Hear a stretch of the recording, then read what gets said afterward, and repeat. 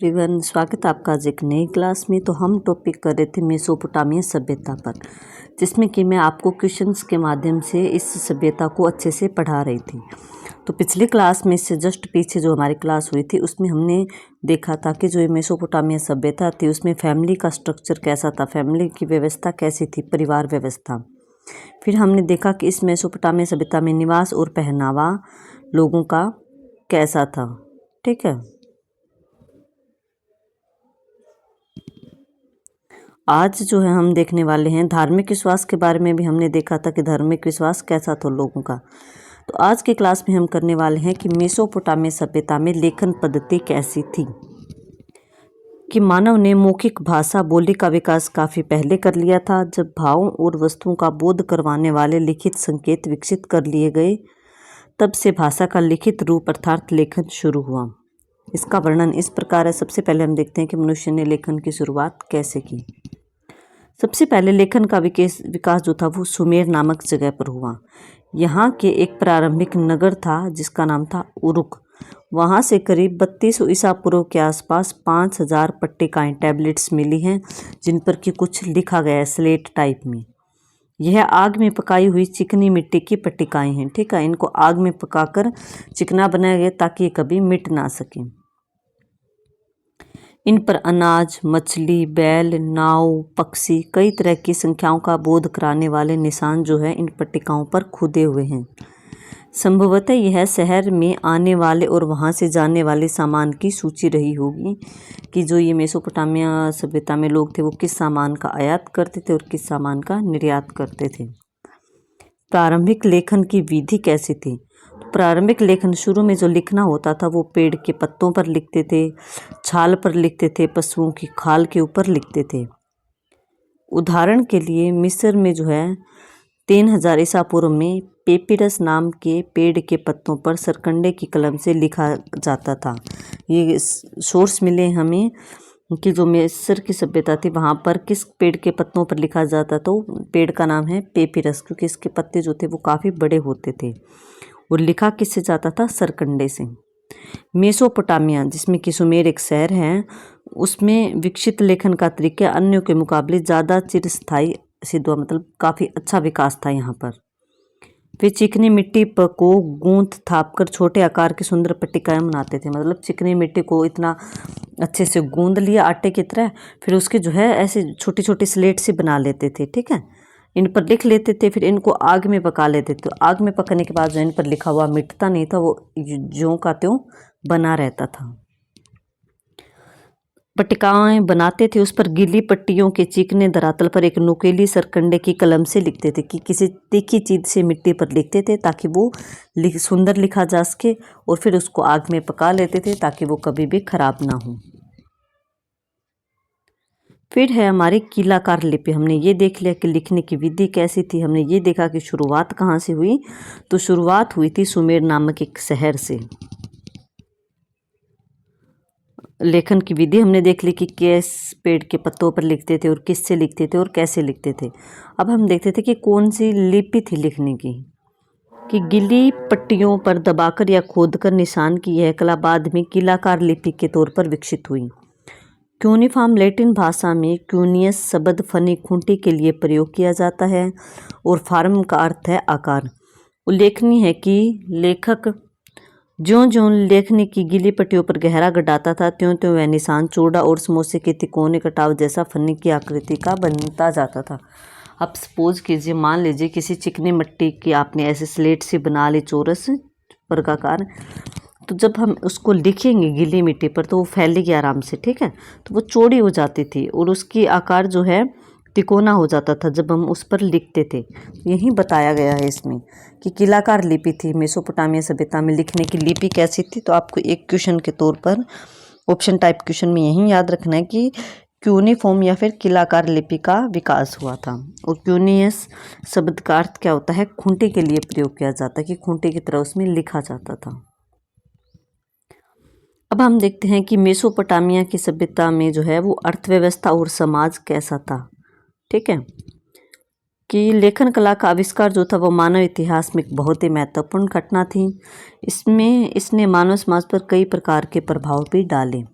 सबसे पहला हम देखते हैं कि आर्थिक प्रभाव क्या था लेखन लिखने से, कि आर्थिक गतिविधियों में लेखन की ज़रूरत सबसे पहले पड़ी, क्योंकि पैसे का लेन देन जहाँ पर व्यापार होता है, जहाँ पर मुनाफा नुकसान होता है, वहाँ पर लिखना ज़रूरी होता है।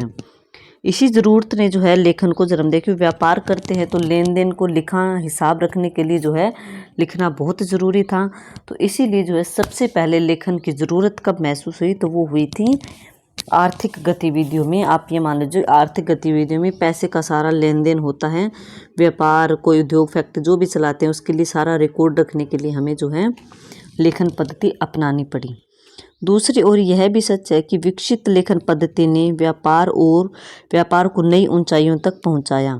व्यापारिक सौदे या जो समझौते होते थे वो लिखित में रखने लगे आगे चलकर लोग, ताकि कोई भी जो है उनके साथ फ्रॉड ना कर सके, धोखा ना कर सके। कोई भी व्यापार होता था, मुनाफा नुकसान सब कुछ लिखा जाता था कि इसके साथ इतना व्यापार किया गया, इतना नुकसान हुआ, हमने इतनी चीज़ें इसको भेजी है, इतनी चीज़ें हमने मंगवाई है, पूरा रिकॉर्ड लिखा जाने लगा। तो लिखने से जो है विदेशी व्यापार में वृद्धि हुई। सिंधु सभ्यता के जो शहर हैं हड़प्पा सभ्यता में मोहनजोदड़ो और हड़प्पा तथा मेसोपोटामिया के शहरों के बीच में व्यापार होता था, और इसका पता हमें किससे चलता है, हमें लेखन पद्धति से ही चलता है, क्योंकि ये चीज़ें हमें लिखित के तौर पर मिली हैं। तो मेसोपोटामिया की जो मोहरें थी लिखी हुई वो हड़प्पा और मोहनजोदड़ो से मिली है, और लेखन कला के बिना यह संभव नहीं था। मोहरे मतलब जो पैसे के लेन देन करते थे उस समय मोहरों के माध्यम से, तो वो मिली हैं हड़प्पा से और मोहनजोदड़ो से, और ये तभी हो सकता था जब लेखन कला विकसित थी। इन दोनों के बीच में व्यापार होता था हड़प्पा सभ्यता में और मेसोपोटामिया की सभ्यता में, और ये व्यापार जो है इतने बड़े लेवल पे दो सभ्यताओं में अगर व्यापार हो रहा है तो लेखन कला के बिना संभव नहीं था। नेक्स्ट हम देखते हैं लेखन कला का सामाजिक प्रभाव, कि लेखन कला का सामाजिक जीवन पर भी प्रभाव पड़ा। लेखन कार्य करने वाला जो एक प्रभावशाली लिपिक वर्ग, कि लिखने वाला जो एक लिपिक वर्ग पैदा हुआ जो कि सिर्फ लिखने का काम करता था, क्योंकि सभी लोग लिखना पढ़ना जानते नहीं थे। तो एक अलग ही वर्ग ने, एक अलग ही कैटेगरी ने जो है लिखने पढ़ने का काम किया, और उन्होंने जो है इस पर आगे चलकर काफ़ी वर्क किया। तो यह जो लिपिक वर्ग था ये मिट्टी की पट्टिकाएँ बनाकर उन पर लिखता था। मेसोपोटामिया में यह कहावत प्रचलित थी कि जो पट्टिकाएँ लिखने में प्रवीण होगा, निपुण होगा, वह सूर्य की तरह चमकेगा, क्योंकि उस समय काफ़ी ट्रेंड था, जिसको लिखना आता था पट्टिकाओं पर उसकी बहुत वैल्यू थी, उसकी काफ़ी इज्जत की जाती थी और उसको काफ़ी पैसा भी मिलता था। इसीलिए कहा गया कि जो पट्टिकाएँ लिखने में, कि जो पट्टिकाओं पर लिखित रूप करने में शामिल अच्छा होगा, निपुण होगा, टैलेंटेड होगा, वो सूरज की तरह चमकेगा, उसकी सब वैल्यू करेंगे, उसको जो है स्टार माना जाएगा। लेखन से भाषा और साहित्य जो है विकसित हुआ, भाषा भी निकल कर आई और साहित्य मतलब बुक्स लिखी जाने लगी, जिसने कि सामाजिक सोच बनाने और बदलने में काफ़ी योगदान दिया। तो ये था सामाजिक प्रभाव। अब हम देखते हैं राजनीतिक और सांस्कृतिक प्रभाव, कि लेखन कला से प्रजा पर राजनीतिक और प्रशासनिक नियंत्रण में भी वृद्धि हुई। राजा जो होता था उसने अपने आदेशों को, नियम कानूनों को पत्थरों पर खुदवा दिया और उसको दूर दूर के क्षेत्रों में स्थापित करके वहाँ पर लागू भी करवा दिया, कि राजा ने ये नए नियम जो है लागू किए और ये जनता को फॉलो करने पड़ेंगे। तो लिखित रूप में होने लगा सब कुछ। इससे नगर राज्य जो थे वो बड़े बड़े राज्यों में बदले और कालांतर में साम्राज्य बन गए। शासकों ने प्रजा संबंधी कानून बनाए, संपत्ति के हस्तांतरण व उत्तराधिकार से जुड़े नियम भी बनाए, कि जो ज़मीन जो संपत्ति होती थी और जो उत्तराधिकार मतलब राजा के बाद कौन गद्दी पर बैठेगा, इसके लिए भी जो है लिखित रूप में नियम बनाए जाने लगे। प्रजा में ख्याति अर्जित करने के लिए राजा ने अपनी विजयों और जन कल्याण संबंधी कार्यों का विवरण भी पाषाण शिलाओं मतलब पत्थरों पर खुदवाना शुरू कर दिया, कि राजा ने राज्य में ये नए काम किए हैं, ये भलाई का काम किया है और राजा ने वहाँ पर विजय प्राप्त की। मतलब इससे राजा की प्रशंसा होने लगी और सभी जनता को पता चलने लगा था राजा के बारे में, कि राजा ने क्या नया काम किया है और कहाँ पर अच्छा काम किया और कहाँ पर विजय प्राप्त की। पूरा रिकॉर्ड जो है अब जनता अच्छे से समझने लगी, पढ़ने लगी। लेखन ने सांस्कृतिक मूल्य एवं सामाजिक चेतना को भी प्रभावित किया। सुमेरियन व अक्कादी भाषाओं का भी विकास हुआ, कि जब लिखना शुरू हुआ तो नई नई भाषाएं भी सामने निकल कर आई। सुमेरियन भाषा मेसोपोटामिया की सबसे प्राचीन ज्ञात भाषा है। ठीक है, सुमेरियन जो है एक भाषा का नाम है जो कि सुमेर में प्रचलित थी और वो मेसोपोटामिया की सबसे प्राचीन ज्ञात भाषा है, क्योंकि सबसे पहले जो सुमेर नगर था वहीं पर जो है लेखन पद्धति का हमें प्रमाण मिला। इन भाषाओं में साहित्यों की रचना हुई, पुस्तकों की रचना हुई, जिसमें कि कीलाकार लिपि में लिखा गया।